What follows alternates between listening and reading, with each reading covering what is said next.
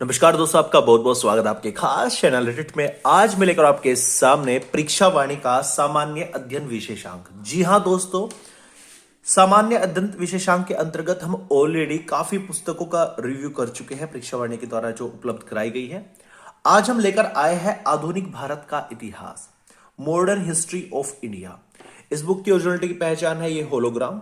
बात करें किस परीक्षाओं के लिए महत्वपूर्ण है, लगभग सभी परीक्षाओं के लिए महत्वपूर्ण है, लेकिन जो खास तौर पर ये बनाई गई है संघ तथा राज्य सिविल सेवा हेतु ये बनाई गई है। अब बात करते हैं कौन सा संस्करण है। छठा संस्करण है, 2023-24 मतलब लेटेस्ट एडिशन की बुक है और विगत 32 वर्षों की 1991 से 2022 के अध्यायवार हल प्रश्न पत्र इसमें आपको देखने को मिलते हैं। बौद्धिक प्रकाशन की अभिनव ये प्रस्तुति है। आज हम इस बुक का रिव्यू करेंगे और देखेंगे क्या खास है इस बुक में, और फिर इसको रेटिंग देंगे 5 में से कितना दम है पुस्तक में और क्या ये आपकी उम्मीदों पर खरी उतरती है या नहीं। तो सबसे पहले बात कर लेते हैं इसमें इसके प्राइस टैग की। तो प्राइस टैग की बात करें 310 रुपए इसका एमआरपी है और डिस्काउंट करके ये लगभग आपको 250 से लेकर 280 रुपए तक देखने को मिलती है। अब बात कर लेते हैं इसमें नंबर ऑफ पेजेस की। तो नंबर ऑफ पेजेस की बात करें तो 448 यानी 448 नंबर ऑफ पेजेस इसमें आपको देखने को मिलते हैं। अब बात कर लेते हैं इसके अंदर के कंटेंट की, क्या क्या कंटेंट इसमें आपको देखने को मिलता है। विषय सूची के अंदर आपको कुल 13 चैप्टर आपको देखने को मिलते हैं। 13 चैप्टर आपको देखने को मिलते हैं जिनको 2 यूनिट में डिवाइड किया गया है। जो पहली यूनिट है उसका नाम है आधुनिक भारत का इतिहास और जो दूसरी यूनिट है उसका नाम है विश्व का इतिहास एक सिंहावलोकन। एक सिंहावलोकन मतलब एक रिव्यू, शॉर्ट रिव्यू, फटाफट चीजों को फिनिश किया गया है। आज हम देखेंगे इन्हीं में कि इनमें क्या खास है और क्यों ये बुक इतनी फेमस है। इससे पहले हमने प्राचीन भारत का इतिहास को ऑलरेडी रिव्यू किया है। पहला एडिशन इसी बार आया है, उसको रिव्यू ऑलरेडी कर चुके हैं। बुक रिव्यू की सीरीज में जाकर आप उसको चेकआउट कर सकते हैं, देख सकते हैं। आज बात करते हैं विषय सूची की, क्या क्या इसमें देखने को मिलता है। अपना सिलेबस उठा लीजिए जिसपे एग्जाम की आप तैयारी कर रहे हैं, ताकि आप मैच कर सके कि क्या क्या टॉपिक्स आपके मैच हो रहे हैं और क्या ये पुस्तक आपके लिए बनी है या नहीं। विषय सूची की बात करें, भाग 1 यूनिट 1 में आधुनिक भारत के इतिहास में अध्याय 1 यूरोपीय कंपनियों का आगमन, जिसमें पुर्तगाली, अंग्रेज, फ्रांसीसी, कर्नाटक का प्रथम युद्ध, कर्नाटक का दूसरा युद्ध, कर्नाटक का तीसरा युद्ध, डच और डेनिश आपको देखने को मिलता है। अध्याय 2 की बात करें तो मुगल साम्राज्य का पतन, उत्तरकालीन मुगल शासक, विदेशी आक्रमण, राज दरबार की दलबंदियां, मराठा शक्ति का उदय, धार्मिक कारण, राष्ट्रीयता की भावना का अभाव, उत्तराधिकार के लिए संघ सरदारों का नैतिक पतन, सेना की दुर्बलता, आर्थिक कारण। अध्याय 3 में आपको नवीन राज्यों का उदय देखने को मिलता है, जिसमें आपके दक्कन के निजाम, भरतपुर का जाट राज्य, सिख राज्य, रणजीत सिंह, अंग्रेज सिख संबंध, मैसूर राज्य, आंगल मैसूर युद्ध, अवध का राज्य, बंगाल में द्वैध शासन, क्लाइव के प्रशासनिक सुधार, रॉबर्ट क्लाइव का मूल्यांकन, राजपूत राज्य, रुहेल एवं बंगश पठान, रणजीत सिंह का प्रशासन, रणजीत सिंह का राज्य जो मानचित्र भी दिया गया है। रणजीत सिंह के बाद पंजाब, प्रथम आंगल सिख युद्ध, द्वितीय आंगल सिख युद्ध, बंगाल का राज्य, नवाब के विरुद्ध अंग्रेजों का षड्यंत्र, प्लासी का युद्ध और बक्सर का युद्ध। बात करें इसी अध्याय में जो दूसरा टॉपिक है वो है आपका मराठा राज्य एवं संघ, शिवाजी के जीवन का प्रथम भाग, शिवाजी के जीवन का द्वितीय भाग, शिवाजी के जीवन का तृतीय भाग, शिवाजी के उत्तराधिकार, शिवाजी का प्रशासन और आपका संभाजी आपको देखने को मिलता है। आगे चले तो पेशवा के समय मराठा शक्ति का उत्कर्ष, जिसमें आपका बालाजी विश्वनाथ, बालाजी बाजीराव, माधवराव, प्रथम मराठा राज्य संघ, अंग्रेज मराठा संबंध में प्रथम आंग्ल मराठा युद्ध, द्वितीय आंग्ल मराठा युद्ध, तृतीय आंग्ल मराठा युद्ध, राजा राम मराठा छत्रपतियों की वंशावली बॉक्स में दी गई है, ताराबाई शाहू। इसके बाद आपको बाजीराव प्रथम देखने को मिलता है और इसमें आपको माधव राव के उपरांत पेशवा, मराठों द्वारा की गई प्रमुख संधियां बॉक्स में दी गई है, पेशवाओं की अधीन मराठा प्रशासन, मराठों के पतन का कारण।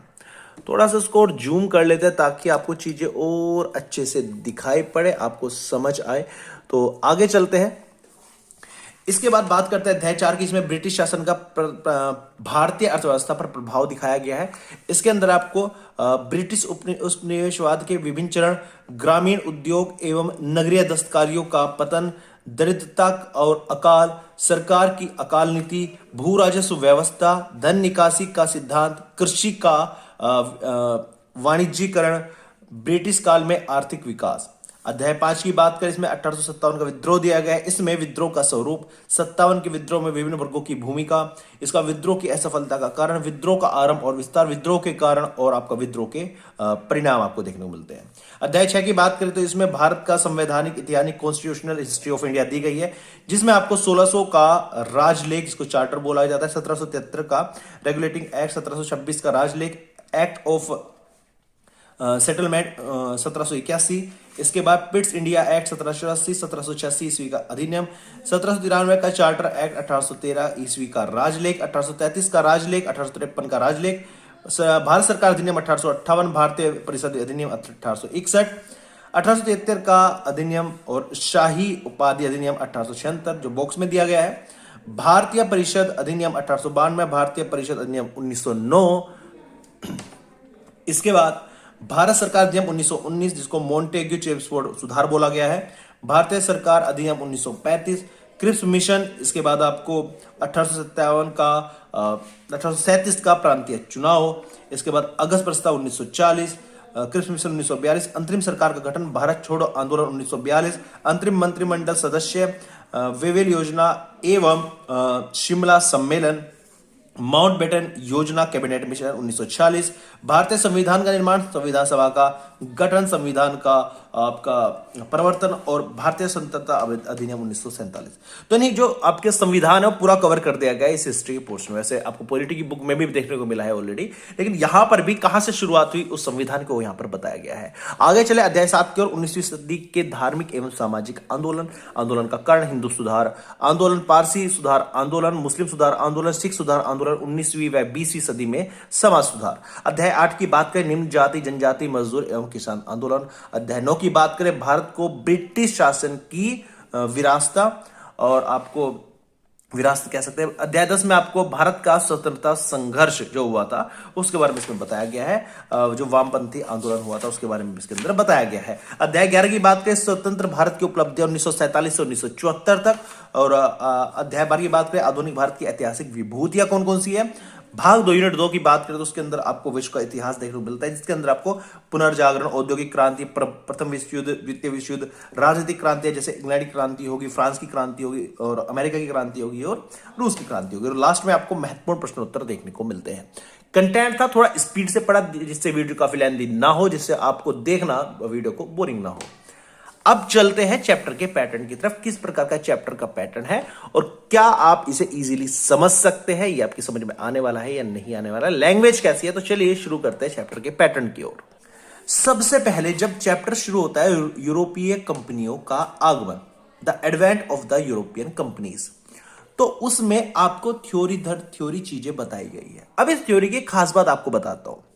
भारत में मुख्यतः 2 भागों से विदेशी प्रवेश कर सकते हैं, एक यहां से एक यहां से, यानी कि चीजों को बिल्कुल शुरुआत से लेकर चला गया है।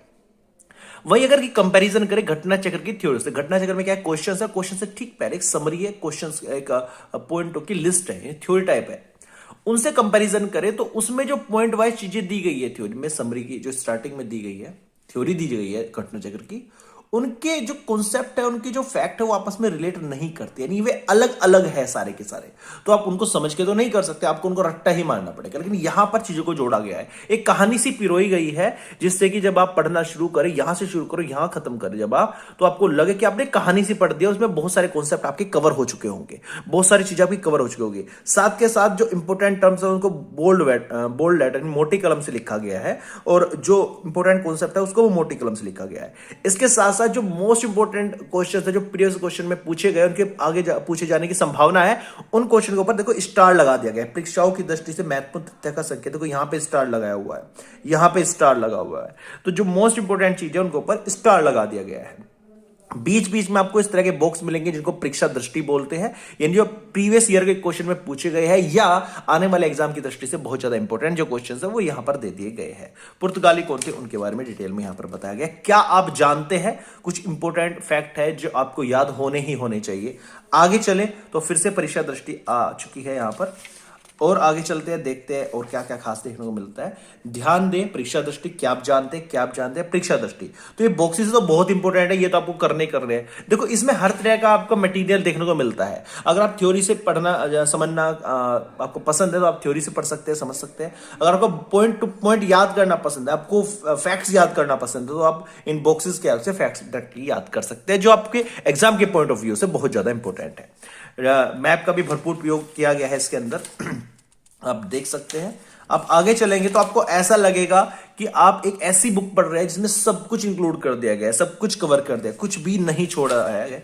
जैसे चैप्टर आपका फिनिश होगा तो चैप्टर के फिनिश होने के तुरंत बाद आपको विगत वर्षों के अध्यायवार हल प्रश्न पत्र देखने को मिलते हैं, जिसमें आपको जो प्रीवियस ईयर में ऑब्जेक्टिव क्वेश्चंस पूछे गए उनका समावेश दिया गया है। इसके अंदर जैसे 1 से लेके 7 क्वेश्चन इस पेज पर है, तो इनके आंसर 1 से 7 तक नीचे ही दे दिए जाएंगे। जैसे यहां 8 से लेके 29 तक क्वेश्चंस है, तो इनके आंसर 8 से 29 नीचे ही इनके आंसर दे दिए जाएंगे। यानी कि आपको आंसर खोजने के लिए पेज नहीं पलटना पड़ेगा बार बार, ठीक है, बहुत अच्छी चीज है।